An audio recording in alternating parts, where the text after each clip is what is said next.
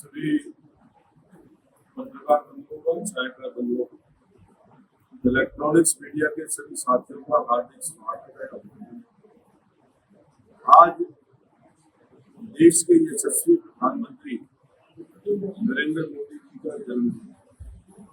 सर्वप्रथम मैं उनको बहुत बहुत बधाई देता हूँ और उनकी दीर्घायु की कामना करता हूँ। आज इसी उपलक्ष्य में युवा मोर्चा की तरफ से ब्लड डोनेशन कैंप का भी आयोजन किया गया। हमने समाज कार्यालय के द्वारा ही उसका आयोजन किया। कोई एक सेवा का कार्य जो उनके जन्मदिन के उपलक्ष्य में इस कार्यक्रम को उन्होंने लेकर। दूसरा, जिस प्रकार से हरियाणा प्रदेश के हमारे मुख्यमंत्री आदरणीय नायब सिंह सैनी ने पूरे प्रदेश के अंदर लोगों के बीच में जाकर के प्रदेश की उपलब्धियां, प्रदेश की सरकार के द्वारा लिए गए निर्णय, उनकी जानकारी दे रहे हैं। इसी कड़ी में पंचकूला में भी 21 सितंबर को सायं 4 बजे बरवाला के अंदर एक बड़ी जनसभा आयोजित की जाएगी। जन आशीर्वाद रैली इसका नाम होगा, और जिसके अंदर हमारे जो विशेष तौर पर ग्रामीण अंचल के भाई और यहाँ पंचकूला से भी हमारे सभी कार्यकर्ता उसमें भाग लेंगे और जो सरकार की और नीतियों के बारे में जो हमने काम किए हैं उसके बारे में लोगों को समझाएंगे।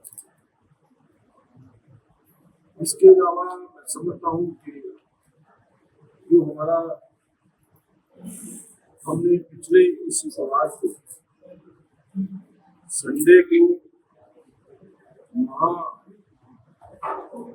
जो एक महाप्रचार अभियान घर घर जाकर के किया। 230 बूथों में से 180 बूथों के ऊपर हमारे कार्यकर्ता घर घर जाकर के सरकार की उपलब्धियां, सरकार की नीतियों के बारे में लोगों से मिले और हमारा जो अभियान है वो बड़ी तेजी से हर रोज आगे बढ़ रहा है।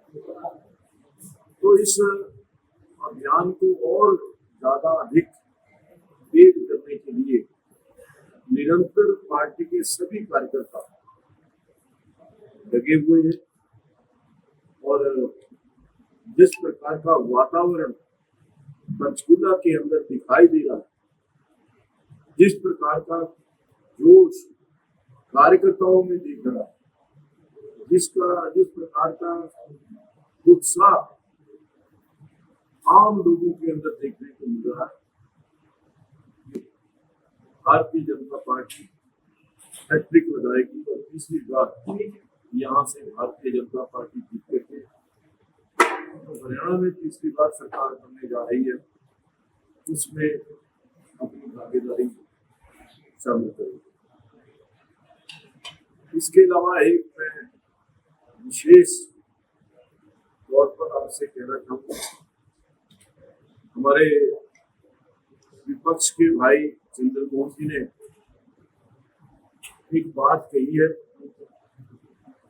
कि मैं पंचकूला को पेरिस बनाऊंगा।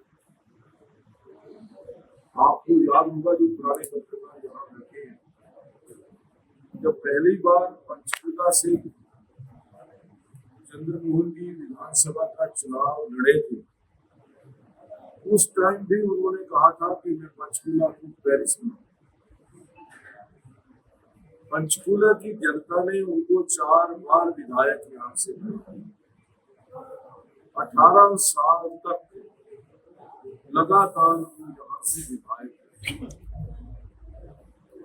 और इसके अलावा वो डिप्टी चीफ मिनिस्टर भी रहे। उस समय उनके पिताश्री जो लाल जी मुख्यमंत्री भी थे,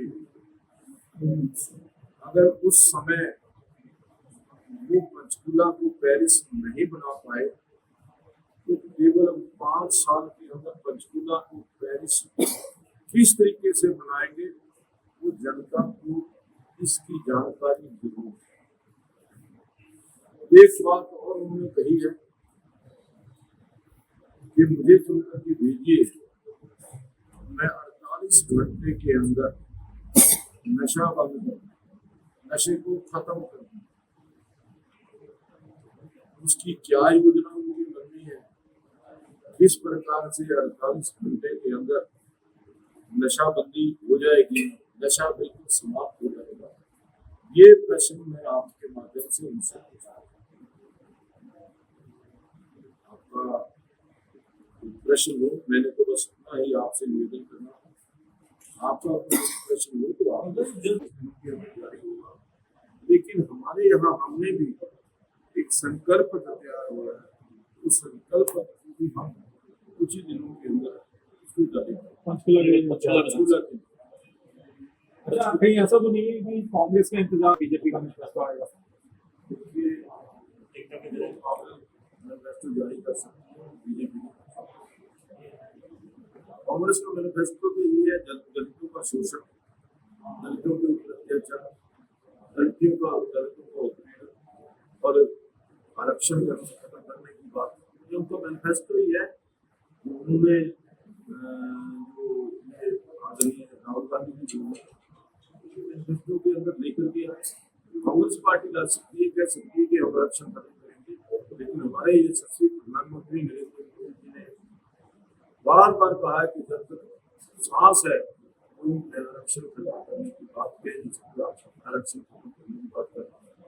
पंचकुला शहर में कोई बड़ी रैली है बरवाला के बाद नेता अभी हमने निवेदन किया है आदरणीय अमित शाह जी से, आदरणीय योगी जी से, पूरी रैली मिलती है, हम इसको जरूर पंचकुला के शहर के अंदर करवाएं। देखिए, ना तो मैंने कभी कहा कि मैं पंचकुला को पेरिस बनाऊंगा और ना मैं आगे की मेरी को पेरिस यहाँ बनाने की योजना है। मैं पंचकुला को पंचकुला बनाना चाहता हूँ, स्वच्छ सुंदर और हरा भरा पंचकुला, लिवेबल पंचकुला, जहाँ पंचकुला के अंदर रहने वाले लोगों को वो सारी फैसिलिटीज मिले, वो सारी चीजें मिले जो एक आम इंसान की जरूरत है, एक आम नागरिक की जरूरत है। और उसके ऊपर मैंने पिछले 10 साल के अंदर जो विकास के काम किए, मैंने एक बुकलेट जारी की और उसके अंदर वो काम दिए वो जनता के लिए, चाहे वो बिजली को लेकर के 24 घंटे बिजली, पानी को लेकर के किस प्रकार से हम पानी गजौली वाटर वर्क से लेकर के आए, किस प्रकार से हमने सड़कों का निर्माण कराया, किस प्रकार से एजुकेशन के अंदर, चाहे वो ITI है, चाहे वो गवर्नमेंट पॉलिटेक्निक कॉलेज है, चाहे वो गवर्नमेंट स्किल सेंटर है, और उसके अलावा गवर्नमेंट इंजीनियरिंग कॉलेज है, निफ्ट है, नेशनल इंस्टीट्यूट ऑफ आयुर्वेदा है, संस्कृत कॉलेज है, ये हमने प्रैक्टिकल दिए। और मुझे बड़ा अफसोस है कि हमारे भाई कहते हैं कि ये ईद भी पंचकूला में पिछले 10 साल में नहीं है, तो मैं आपके माध्यम से निवेदन करूंगा कि वो जरूर जाकर के 3-4-5 जगह पर संस्थान है उनको जरूर देख कर, बेड का हॉस्पिटल आज 500 बेड का हॉस्पिटल प्रत्यक्ष है, मैं तो झूठ एक शहजाद जी का हो रहा है कि कांग्रेस में शहजाद का जो है अंदर टिप्पणी की गई है और कांग्रेस कह रही है कि ये बीजेपी का प्रोपेगेंडा है, जात पात को वो करने के लिए मुद्दा उठाया जा रहा है। देखिए, हमेशा कांग्रेस पार्टी ने दलितों का अत्याचार, दलितों के साथ उनका उत्पीड़न किया, पहली बार नहीं है। इससे पहले अशोक तंवर जी का क्या हाल किया था आप जानते हैं। हमारी शहजादी के बारे में टिप्पणी, अभद्र टिप्पणी करना पहले कई बार वो कर चुकी है, लेकिन मैं दूसरा सबसे बड़ा मुद्दा जो है, राहुल गांधी विदेशों के अंदर बैठ करके भारत को बदनाम करने का जो प्रयास कर रहे हैं, उसको भारत की जनता, भारत के लोग स्वीकार नहीं कर सकते। हमारे सिख बंधुओं के बारे में दुष्प्रचार किया जा रहा है। वे भारत देश के अंदर सिख लोग, सिख भाई पगड़ी नहीं डाल सकते, कड़ा नहीं डाल सकते। ये क्या आप सब लोग यहाँ जानते हैं कि क्या हमारे देश के अंदर कहीं पर भी सिख भाइयों के ऊपर बड़ी पगड़ी डालने पर प्रतिबंध है या कड़ा डालने की प्रतिबंध है? इस प्रकार से देश को बदनाम करना, दूसरी धरती के ऊपर जाकर, विदेशी धरती के ऊपर जाकर। और दूसरा अभी जो आप बात कर रहे थे, तो बात कर रहे थे दलितों, और उन्होंने तो यहाँ तक भी कहा कि अगर मौका दिखा तो लगा तो हम आरक्षण खत्म कर दें। तो वो तो आरक्षण खत्म करने की बात है। लोकसभा चुनाव के अंदर जिस संविधान की पुस्तिका को लेकर छापरी के साथ लगा करके वो भारतीय जनता पार्टी को बदनाम कर रहे थे कि अगर भारतीय जनता पार्टी सत्ता में आ गई तो ये संविधान बदल देगी, और संविधान भी जो बदलेगी वो उसमें आरक्षण खत्म कर देगी। आरक्षण खत्म हो गया तो गरीब लोगों को, बच्चों को नौकरी नहीं मिलेगी। इस प्रकार का दुष्प्रचार कांग्रेस पार्टी ने किया और झूठ का सहारा लेकर के किया। लेकिन आज देश की और प्रदेश की जनता ये जान चुकी है कि किस प्रकार से जो हमारे दलित भाई हैं उनका शोषण, अभी जो हरियाणा प्रदेश के लोग जो बुहाना कांड को भूले नहीं है, वो वृक्षपुर कांड को भूले नहीं है। जब गरीब दलित भाइयों को अपना निवास, अपना घर बार छोड़ करके, सब कुछ छोड़ करके वहां से पलायन करना पड़ा। पूरा वाहन बेचे गए थे, जनता से सुझाव लिए गए थे, उसकी क्या स्थिति है और मैनिफेस्टो आने में देरी क्यों हो रही है? देखिए, मैनिफेस्टो देश स्तर के ऊपर हुआ, एक प्रदेश स्तर के ऊपर मैनिफेस्टो तैयार हो रहा है। सभी कार्यकर्ताओं से भी, आम जनता से भी, व्यापारियों से, इंडस्ट्री से, सभी से, हमारे आदरणीय मुख्यमंत्री श्री लैब सिंह सैनी जी, उनके अलावा और कई जो हमारे नेता हैं पार्टी के, मंत्री हैं, उस रैली के अंदर पार्टी के बारे। तो ये रैली जबकि हम बरवाला के अंदर कर, तो विशेष तौर पर जो ग्रामीण अंचल के जो हमारे नेता हैं उस रैली में पिछले कुछ दिनों में देखा जा रहा है ग्रामीण गाँव वाले जो एरिया है वहाँ पे भाजपा पंचकुला में नहीं, कुछ और जगहों पे भाजपा नेताओं का विरोध हो रहा है, इस पे आप क्या कहेंगे? देखिए, वो मैं इसको विरोध नहीं मानता। वो विपक्ष की या कांग्रेस पार्टी की सोची समझी योजना के तहत किसानों को बदनाम करने की साजिश रची है। किसानों को नाम पर वो प्रदर्शन जो किए जा रहे हैं वो विपक्ष द्वारा, कांग्रेस पार्टी द्वारा प्रायोजित जो है कार्यक्रम है।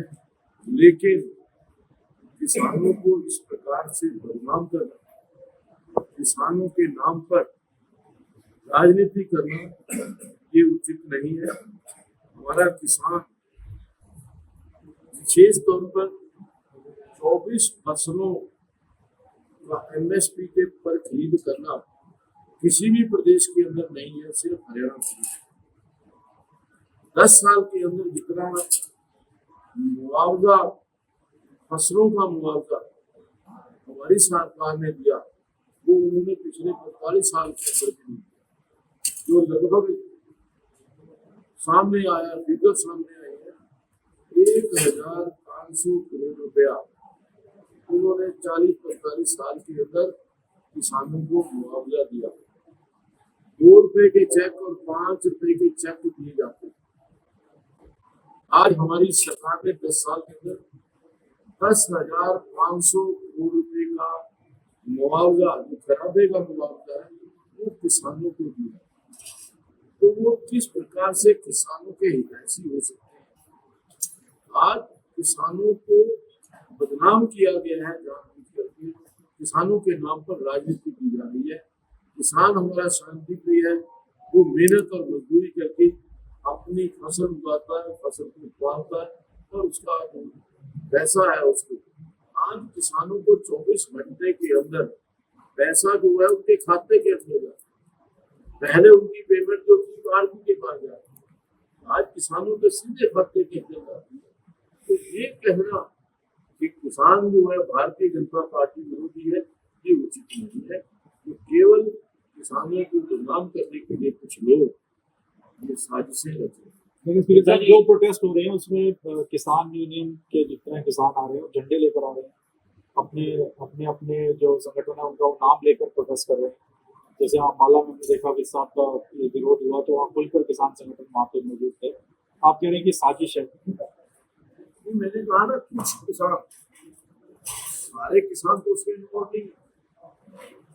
करोड़ों की संख्या के अंदर किसान है हरियाणा के अंदर, पंजाब के अंदर, लेकिन कुछ गिने चुने लोग 100, 200 या 500 लोग विरोध करते हैं। मैं समझता हूँ कि कहीं ना कहीं इसके पीछे राजनीति। पहली बार भाजपा 89 सीट पर फाइट कर रही है, एक सीट छोड़ी गई गोपाल पांडा की, वो तो बोल रहे हैं कि मैंने समर्थन मांगा ही नहीं। देखिए ये पार्टी की रणनीति हो सकती है, पार्टी की सोच हो सकती है, लेकिन मेरा ये मानना है कि जिन सीटों के ऊपर भारतीय जनता पार्टी के अपने उम्मीदवार उतारे मोस्ट ऑफ देम जिताऊ उम्मीदवार है, जो जीत के उम्मीदवार है। और आशा है कि तीसरी बार हरियाणा प्रदेश के अंदर भाजपा की सरकार। देश दुनिया की हर खबर सबसे पहले देखने के लिए फॉलो करें Dainik Savera TV, YouTube, Facebook, Instagram, X और व्हाट्सएप चैनल पर।